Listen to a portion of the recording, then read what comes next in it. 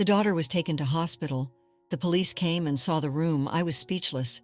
"Mom, I'm pregnant," my 14-year-old daughter Catherine choked out, her voice trembling. She looked so frail and distraught. I could only imagine the anguish and tears it took for her to utter those words. There was no trace left of the once bright and lively Catherine. Her words were hard for me to believe, but when she handed me the positive pregnancy test, there was no room left for doubt. Wanting to understand more about Catherine's pregnancy, I tried to gently probe further. "It must have been so hard dealing with this alone. Thank you for telling me. When did you take this test?" "I'm sorry, Mom, I'm so sorry," she cried. "Did you buy the test yourself? And who is the father?" If she was pregnant, there had to be someone responsible. I knew I shouldn't ask too many questions, but I needed to grasp the situation to take the right actions. Yet, no matter how much I called out to her, Catherine just kept muttering apologies, as if she was too confused or scared of something. The next day, I consulted with my husband, Jonathan. Naturally kind and very sensitive, he became distraught over Catherine's pregnancy. Despite our worries, the three of us headed to the nearest train station to go to the obstetrician together. But on the platform, I realized I had forgotten my insurance card. I left Jonathan and Catherine and rushed back home. After retrieving the card, I was hurrying out the door when our rarely used house phone rang. Sensing something ominous, I picked up the receiver, only to be notified that Jonathan and Catherine had been taken to the hospital. Not wanting to accept reality, I sped to the hospital searching for them, but they were nowhere to be found. A police officer at the hospital revealed the truth to me, leaving me in utter shock. I became consumed with a fierce desire for revenge against whoever subjected my precious family to such a terrible fate. Returning home, I gathered the people I wanted to talk to and confessed. Jonathan and Catherine, they committed double suicide by jumping in front of a train. "My name is Angela. I'm 43 years old, originally from New York, and used to work sales at a major insurance company. But I quit when I got married and moved to the countryside, where Jonathan's hometown is located. We live with his parents because I fell in love with Jonathan's dedication to preserving the wonderful traditions of his parents' quilt shop and wanted to support him. The products sold at my in-laws' quilt shop were too precious to let fade away. While being smitten with Jonathan was a big reason, the strong appeal of the products his parents sold was also a major factor." "Sales have been in the red recently, right?" I asked. "Yes, it's a tough situation. It's probably just the changing times, but almost all the shops in the same business have closed down. Ours is practically the only quilt shop left around here," Jonathan sighed. "For a while after moving to the countryside, I also worked at the quilt shop, handling sales. So even without asking about the revenue figures, I knew we were operating at a loss. Most of our business hours passed quietly with no customers. Sure, some of my in-laws' acquaintances would come to buy out of goodwill, but it was only those few patrons. It wasn't uncommon to have days without a single customer all day long. Even with no sales, it still costs money just to keep the store running. The craftsmen making the products here are my father-in-law, Jonathan, and a few others. The sales staff are my mother-in-law, sister-in-law, and myself. We have the bare minimum number of employees, but with losses like this continuing, closing down is imminent at this rate. Every day will just be a slow decline, and I couldn't stand that. With my in-laws' permission, I fully utilized the skills I had cultivated working for the insurance company and started pitching to various stores. I took action, seeking out shops that would carry our products, while also considering the development of new merchandise suited to the times.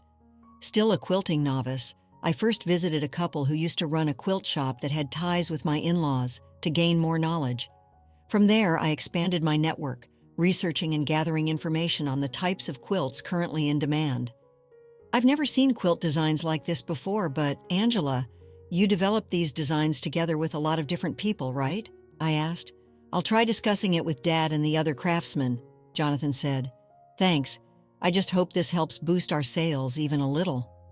Thanks to the new products we painstakingly developed with various people, customer traffic started to pick up, albeit slowly at first, I replied. After that, I no longer had the leeway to show my face at the shop due to my daughter's birth. But still wanting to contribute to sales, I began working on online sales. For over a decade, I devoted myself to releasing many new products, handling online sales, and securing partnerships to sell our merchandise. And finally, the quilt shop managed to overcome the crisis of going out of business. As the quilt shop's management got on track and Jonathan grew into a fine craftsman, our daughter, Catherine, entered middle school. Thinking about how she's at the age where she can act independently, her thinking has matured and she gradually needs less parental supervision, which makes me a bit lonely. But seeing Catherine smiling brightly every day, vigorously engaging in club activities, moving her body, and enjoying each day to the fullest filled me with more of a sense of heartwarming joy. About a year passed uneventfully, and then, around the time Catherine turned 14, she suddenly became withdrawn. At first, I thought it might be some kind of rebellious phase, but even now, she still obediently listens to what I say and what Jonathan says. And she doesn't seem to be avoiding us, so I figured there must be a different reason. "Catherine, did something happen recently? You don't seem very energetic," I asked. "It's nothing. I think I'm just a little tired from club activities. I'm going back to my room now," she replied. Even when we tried to make opportunities to talk, Catherine insisted she was just tired from being in a sports club. She started shutting herself in her room more, leaving Jonathan and me simply worried. After Catherine returned to her room, leaving just the two of us in the living room, I couldn't help but vent my concerns to Jonathan. "Why do you think she won't talk to us? Am I that unreliable?" I asked. "You're a wonderful mom from my perspective. I'm sure she'll talk to us when the time is right," he reassured me. "I wonder if something happened at school or maybe I'm just as worried as you." "Let's be patient a little longer, Angela," he said gently. Encouraged by Jonathan's kind words, I resolved to take time to be there for Catherine. She must be feeling lonely during this sensitive time in her life. Maybe kids around her age find their parents annoying, but my feelings and love for Catherine won't change, wanting her to sense that I did my best and simply continued to face Catherine and stay by her side. Weeks passed and Catherine still hadn't regained her usual cheer. She started frequently spacing out with an even more pained, stiff expression, desperately holding back. I desperately held back my urge to interfere out of excessive worry and went about my daily life. Then one night, "Mom," Catherine approached me in the living room after I had finished checking social media and packaging products for online sale.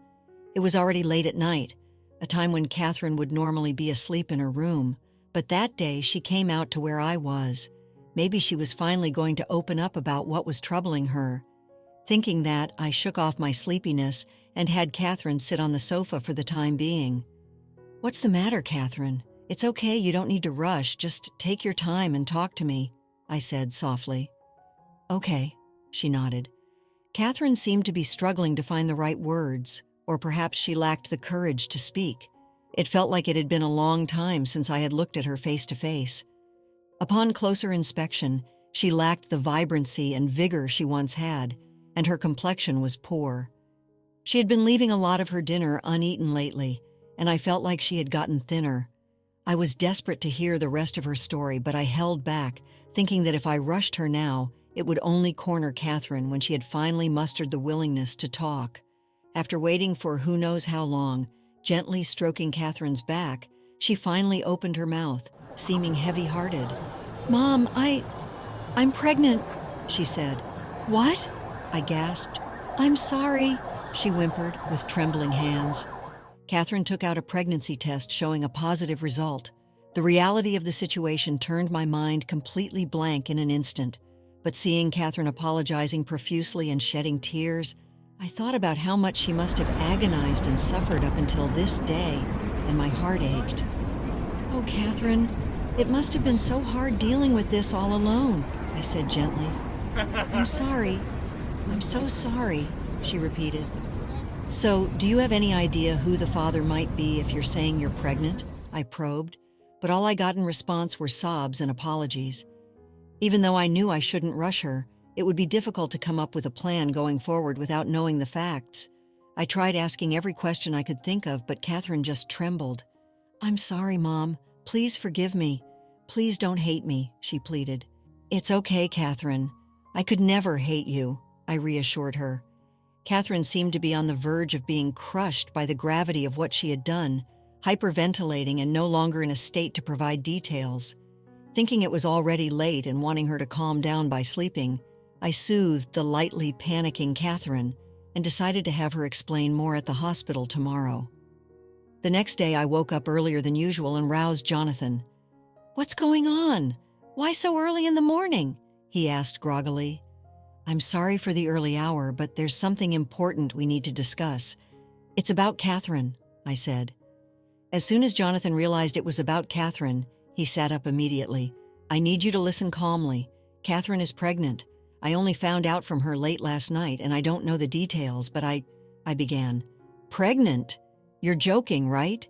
he said in disbelief. Jonathan's eyes widened, and his voice and lips quivered as he squeezed out the words. He seemed to be saying this couldn't possibly be happening to our child. I felt the same way. I think she had been agonizing over this a lot. After she told me, she just kept apologizing while hyperventilating. "You've seen how she's been lately, right?" I asked. "Yes," he nodded. I had been intensely shaken when Catherine told me too, and it felt like a whirlwind of emotions was about to explode within me. But Jonathan seemed to be even more visibly shocked. I could tell he was desperately trying to listen, but he was flustered. Jonathan has always been kind-hearted and sensitive by nature.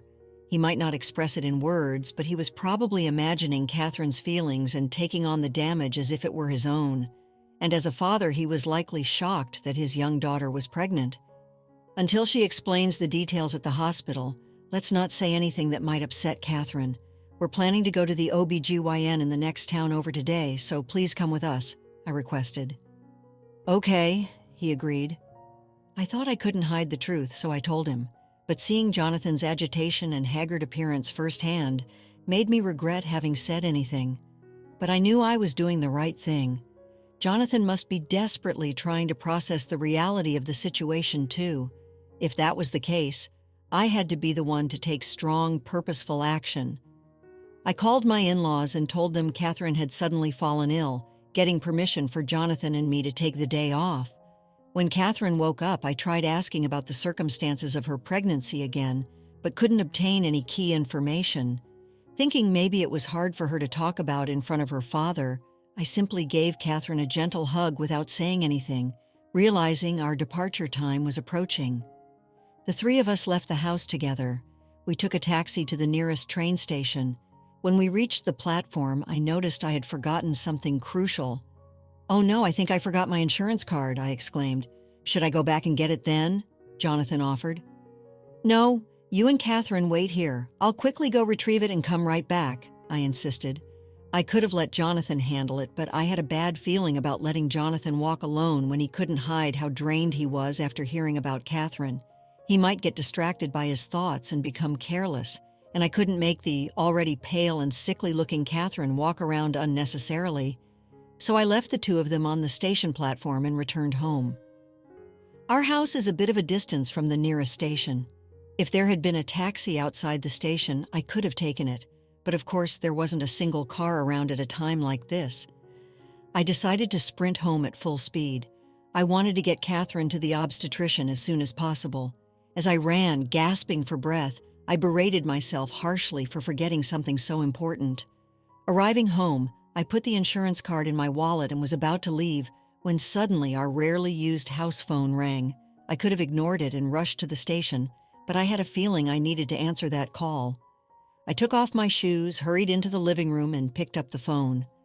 The caller was a nurse from the biggest hospital in this area. In a matter-of-fact tone, she conveyed the shocking news that Jonathan and Catherine had been taken to the hospital. Perhaps the hospital was busy because she wouldn't tell me anything more, just insisting that I come to the hospital right away. My mind went blank as I called a taxi and headed for the hospital.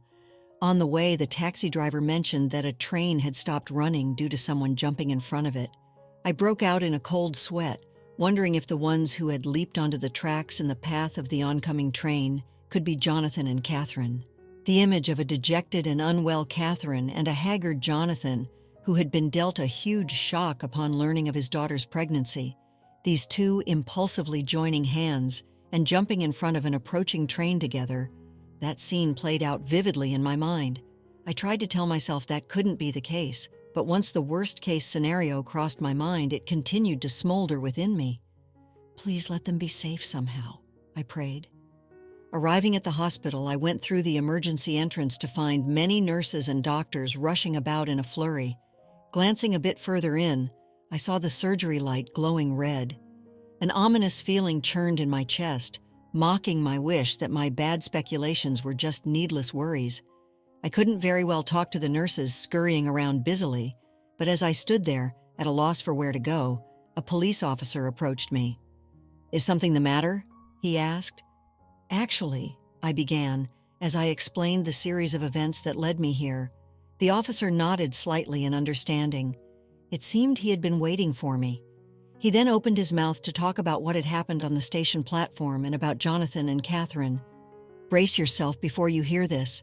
The truth is," he started. Shocked by the facts revealed, I left the hospital alone, burning with a desire for revenge, and returned home to report today's events to my in-laws. I had them gather in the living room after closing up the shop. "I'm sorry, Father and Mother. Thank you for coming together too, Sister," I addressed them. "What on earth happened? We heard Catherine was in poor health and were so worried," my father-in-law said. "Did something happen to Catherine?" my mother-in-law fretted. Despite my in-law's concern, my sister-in-law wore a bored expression, examining her nails. My anger surged even more at her reaction, but I had to endure just a little longer. I would expose her true nature. "Catherine is pregnant, and today, on the way to the OB/GYN with the family, she jumped in front of a train with my husband in a double suicide attempt," I began. My in-laws were at a loss for words upon hearing my explanation. It was only natural. The content was far too shocking, so of course they would be tongue-tied. But my sister-in-law's reaction was different. The moment she heard it, she started trembling, looking flustered. Her response was so exactly as I had anticipated that I almost burst out laughing, but I held it back. As my sister-in-law turned pale and began to shake, my in-laws tried to calm her down and soothe her, but she shook them off. "It's not my fault. I didn't do anything wrong. I never thought they'd do something like jumping in front of a train," she shouted as she rushed out of the living room. My in-laws seemed to have no idea what was going on. Their eyes were wide. They just stared at my sister-in-law running away. "Ah!" she screamed. "Huh? What's going on?" my mother-in-law exclaimed. "What happened?" my father-in-law shouted. A loud shriek was heard, and both my in-laws stood up and headed out of the living room. There they found my sister-in-law collapsed on the ground, her legs giving out, and standing in front of her were Jonathan and Catherine, shooting her a look of utter contempt. "How dare you treat my precious daughter so cruelly?" Jonathan seethed. "That's horrible. I trusted you," Catherine cried. "I've already consulted with the police to take appropriate measures. You will have to take responsibility for what you've done," Jonathan declared. My in-laws looked at me as if they had no idea what was happening. I apologized for telling a lie that left them confused, even if it was to expose my sister-in-law's misdeeds. Then I told them the truth. When I arrived at the hospital, the police officer informed me that Jonathan and Catherine had fallen down the stairs on the station platform. According to an eyewitness account, Jonathan had tried to support Catherine when she stumbled in front of the stairs, but they ended up falling. A passerby who witnessed the accident called an ambulance and also notified the police, so they were taken to the hospital within just a few minutes of the accident occurring. While both Jonathan and Catherine had bruises all over their bodies, their lives were not in danger, and they didn't need to be hospitalized. I breathed a sigh of relief. The officer who came in response to the report was very kind. Despite the accident procedures already being finished, he waited for me, a family member, to arrive in the emergency ward of the hospital. "You mentioned that your daughter is pregnant, but with a fall like that, there's a possibility she could have a miscarriage," he said. "No," I gasped. "I think they're in the middle of examining her now. I'll guide you, so please come this way," he offered. As I was led to the back of the emergency ward, I saw Jonathan and Catherine sitting on chairs in the hallway and ran over to them. "Catherine, Jonathan, thank goodness!" I cried. "Angela, I'm sorry for worrying you," Jonathan apologized. "Sorry, Mom," Catherine said. I hugged them both, and of course they had body heat and responded to my questions. That alone brought tears to my eyes. Jonathan had bandages wrapped around his arms and head, but Catherine seemed unharmed. Feeling relieved by that, I suddenly remembered my conversation with the police officer earlier. Experiencing pregnancy and miscarriage at this age was too cruel. "By the way, what about the examination?" I asked. "Oh, about that, I wasn't pregnant," Catherine revealed. "What?" I was shocked. Catherine had been worried about her period being late, but according to the doctor, it could be related to her age, causing instability, lack of sleep, and stress. Her eating habits had also been irregular lately, so that was likely a factor too. "But the pregnancy test was positive," I said. "The doctor was puzzled about that too," Jonathan noted. "Catherine, where did you get that pregnancy test?" I asked. "It was from Auntie," Catherine started to explain, but then suddenly seemed to remember something and began to cry. I hurriedly took out a towel to wipe her tears, but they kept overflowing endlessly. Jonathan and I strived to understand the situation by carefully listening to Catherine's fragmented, halting explanation that kept getting choked up or jumping around. To summarize what we learned, Catherine had been troubled by her period stopping for about 2 months. She had never experienced that before and was feeling anxious. When my sister-in-law found out about it, "It's not normal for your period to be absent for 2 whole months, right? There's something wrong. It could be an illness or even a possibility of pregnancy," my sister-in-law said. "You're right, I'm worried," Catherine agreed. "Just to be safe, why don't you check with a pregnancy test?" "I have a few," my sister-in-law offered. "I haven't done anything that would get me pregnant, so it should be fine," Catherine insisted. "Well, it's just to be sure. It's only a little test," my sister-in-law pressured her. Unable to argue against my sister-in-law's forceful demeanor, Catherine reluctantly agreed to take the test. And somehow, the result was positive, despite not having done anything that would lead to pregnancy. Catherine was puzzled by this result and went to consult my sister-in-law. "I tried using the pregnancy test and it's positive, right?" Catherine asked. "What? No way. Getting pregnant at your age is way too messed up. Your life will be ruined. You won't even be able to go to school anymore, will you?" my sister-in-law said harshly. "But I haven't done anything that would get me pregnant," Catherine protested. "Huh? This result is everything you know. The accuracy of pregnancy tests, it's 99%. In other words, you are pregnant. What are you going to do now? You're going to cause trouble for us and your mom and dad, you know," my sister-in-law berated her. "No way. What should I do?" Catherine despaired. Even as Catherine insisted she had done nothing wrong, my sister-in-law asserted that the test result was absolute and lashed out at Catherine with a tremendously threatening attitude. Not knowing what to do and lightly panicking, Catherine sought help from my sister-in-law. But my sister-in-law just glared at Catherine as if looking at something dirty and shook her off. "Getting pregnant in middle school? What the heck were you thinking? That's so gross.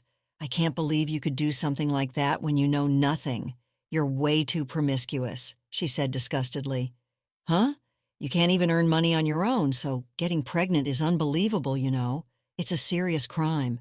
We worked so hard to get our shop back on its feet, and now because of the child you're carrying, things might get tough again and the shop could go under. If that happens, I'll never forgive you. Do something about it," my sister-in-law threatened. Rather than providing Catherine with information, my sister-in-law only fueled her anxiety, one-sidedly berating her before leaving. Left behind, Catherine didn't know what to do, and even though she wanted to talk to someone, she became too anxious for my sister-in-law's words to do anything. She thought her parents, who were absolute authorities to her, might say the same things as my sister-in-law, too. Scared to say anything, she had no choice but to keep it bottled up alone, unable to confide in friends either. Catherine continued to shoulder the heavy reality that she might be pregnant all by herself. It drained their energy from her, leading to a lack of sleep and even a loss of appetite. Catherine's fall on the station stairs was due to dizziness from lack of sleep and nutrition. By the time she finished talking, Catherine's face was a mess of tears and snot. It must have been too painful for a middle school child to bear alone. I hugged Catherine tightly. Jonathan, who had listened to the story, was also crying, and the three of us held each other there for a while. "Catherine, it must have been so hard. I'm sorry I couldn't notice and be there for you," I said. "Me too, I'm sorry," Jonathan added. "No, I could tell that you and Dad were always by my side," Catherine replied. Catherine's body was trembling. It seemed this incident had become a trauma for her, which was truly heartbreaking. I couldn't forgive my sister-in-law for putting my child through this. I told Jonathan and Catherine to come home once they had calmed down, and I left the hospital alone. My in-laws, who had heard the whole story, turned their gazes toward my sister-in-law, who was still sitting on the floor, their faces bright red. Cornered, my sister-in-law looked around as if searching for words. "By the way, about that pregnancy test you gave to Catherine, wasn't that a dummy test?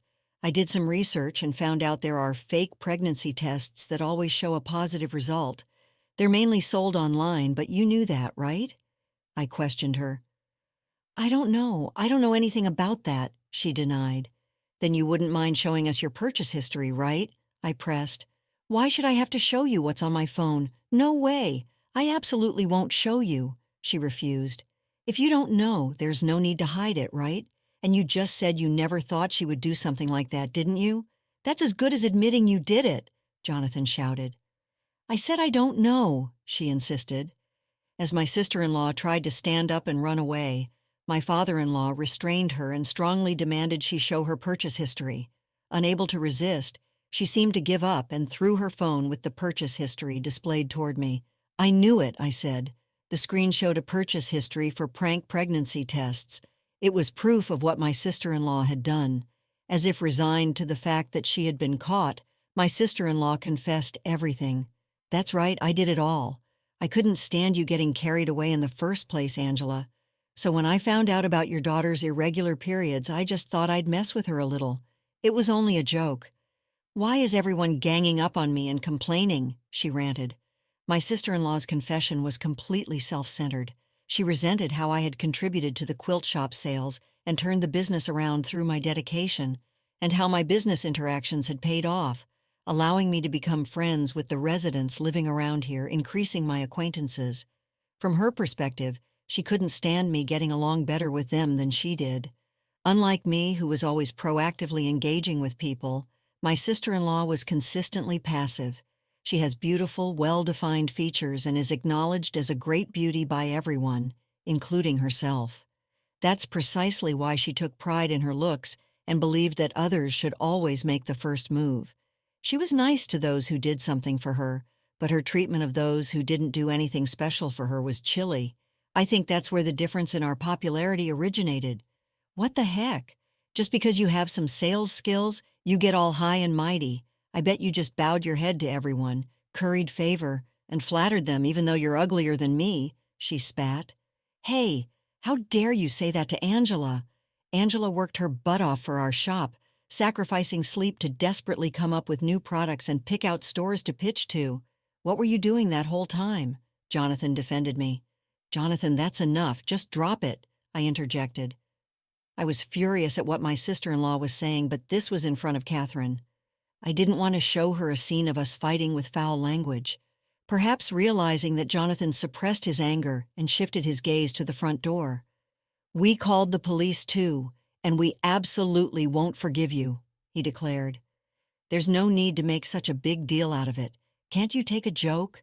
This is unbelievable," my sister-in-law complained.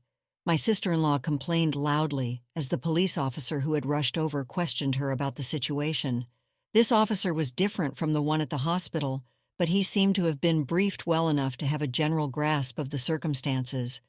Perhaps my sister-in-law was a bit intimidated by the officer, or maybe she figured it would be faster to be let go if she spoke frankly rather than poorly trying to hide things. But she readily confessed the facts. Her tone was very flippant. She kept insisting to the officer it was only meant to be a light-hearted joke and it was a gag, so she had no reason to apologize. Seeing my sister-in-law's behavior, my in-laws kept apologizing to me and Catherine. They weren't the ones at fault, but they wouldn't stop apologizing. Eventually, my sister-in-law seemed to be released and came back to us. "I had a terrible experience. This is unbelievable," she grumbled. "You little—" "Aren't you going to apologize to Catherine and Angela?" my father-in-law demanded. "That's right, you shameless woman. Do you have any idea how much you've hurt Catherine?" my mother-in-law yelled. "Huh? I keep telling you it was a joke. How many times do I have to say it before you understand?" my sister-in-law said mockingly. In the end, we never heard a single word of apology from my sister-in-law. Jonathan, who had finished talking with the police, returned to my side with a frustrated look on his face. Judging from his expression, the outcome wasn't favorable.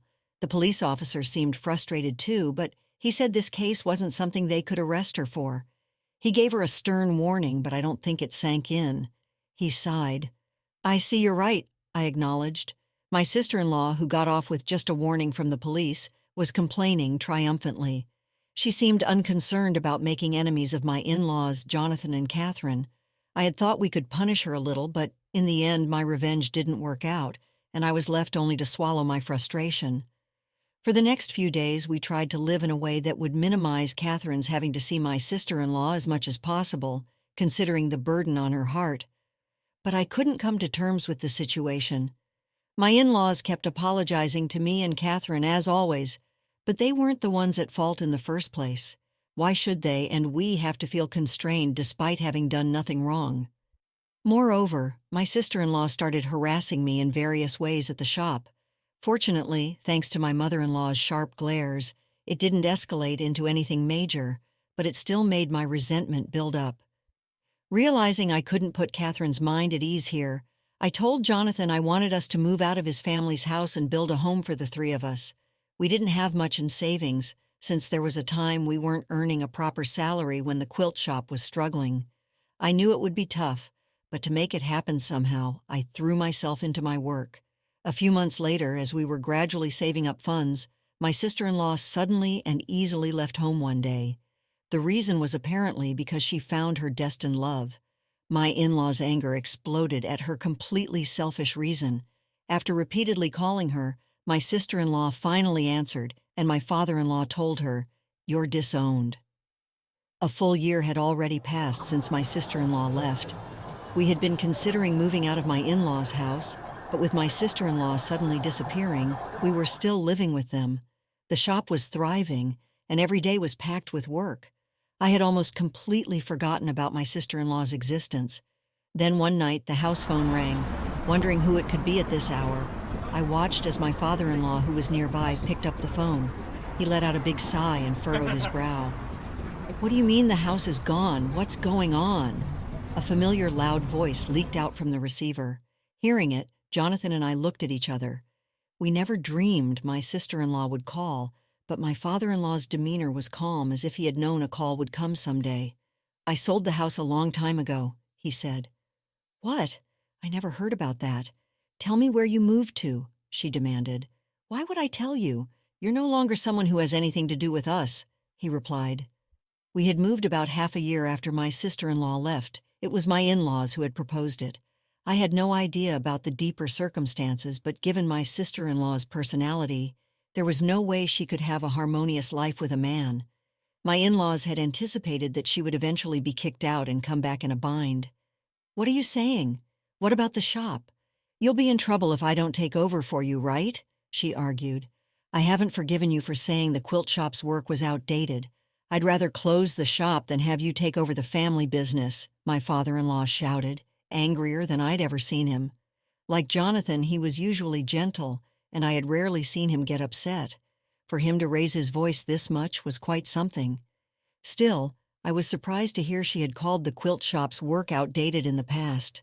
Thinking about how my in-laws had forgiven and never abandoned such a daughter until now brought tears to my eyes. "I'll say it again. You're disowned. Don't ever show your face in front of us again," he declared.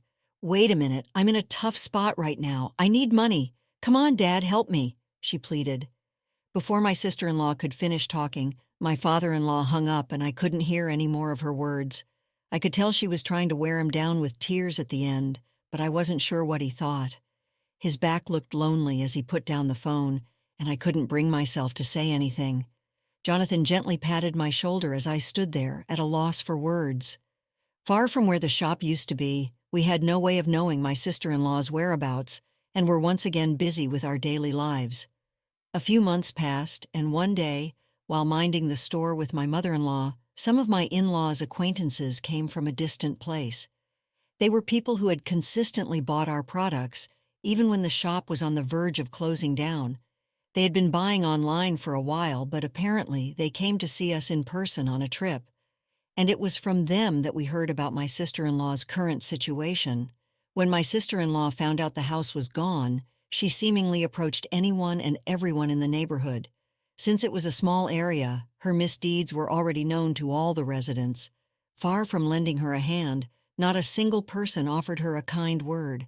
She was spending her days being gossiped about as a shameless woman who hurt a girl Catherine's age with an unethical joke and remained defiant even to the police. With no allies in that small community, even she must have felt constrained. As for my sister-in-law's partner, about whom we had no details, it turned out he was a man from the strip club she frequented. She had fallen head over heels for him, easily tricked by his flirtations. My sister-in-law, confident in her beauty, never doubted that he was in love with her. Furthermore, to make him crazy about her, she lavished him with large sums of money, even splurging all her savings. It seems that after leaving home, she barely worked, instead accumulating debt as she constantly went to the strip club. But such a lifestyle couldn't continue forever. Unable to repay her debts and no longer able to borrow money, she sought help from that man. However, he had no special feelings for my sister-in-law and was only dealing with her as a business transaction. While I have my doubts about his flirtations, I suppose it's karma. There was no way he would help a client who had racked up debt on her own, and my sister-in-law was promptly dumped. On top of struggling to repay her debts with nowhere to live, she was forced to live on the streets for a while. However, the residents, thinking it would be a problem if she suddenly turned up dead after being left on the streets indefinitely, apparently let her live in an abandoned house. And now, even in hardship, my sister-in-law still can't honestly work. Instead, she finds men who look wealthy and invites them to hotels, using the pregnancy tests that always show positive, the ones she had given to Catherine. She reports being pregnant to her numerous partners and demands marriage and child support payments. It's appalling that she's doing such things at this point, but it seems her scheme has yet to succeed. She's often seen returning to the abandoned house alone. Even in that area, my sister-in-law's bad reputation quickly spread. She became known as a terrible woman who threatened men with pregnancy and demanded marriage and child support, despite having a pretty face. Lately, it's even becoming difficult for her to bring men to hotels. Occasionally, even when she succeeds in luring a man, she ends up being taken advantage of instead, leaving her worse off. That's what the couple who came to the store told us. Having lost her home and unable to maintain the beauty she had absolute confidence in, my sister-in-law must be in quite a wretched state. Achieving revenge unexpectedly, I felt a little bit of catharsis.